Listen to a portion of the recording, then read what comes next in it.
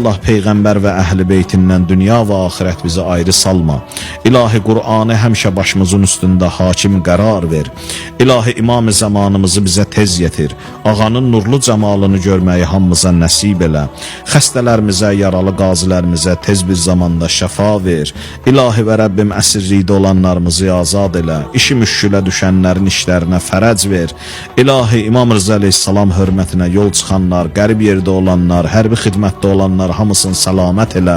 İlahi ruzumuzu həlalından və biminnət bizə nəsib elə. İlahi və Rəbbim Peyğəmbər və əhl-i beyti hörmətinə hər kəsin ürəyində nə mətləbi duası varsa rəva elə. İlahi günahlarımızı, xətalarımızı öz geniş rəhmətinlə əff elə. Peyğəmbər və əhl-i beytin ziyarət və şəfaətini hamımıza nəsib elə. Allah işlərimizin, ömrümüzün aqibətini xeyr elə, xətm elə. Bağışlamamış bizi qəbr evinə aparma.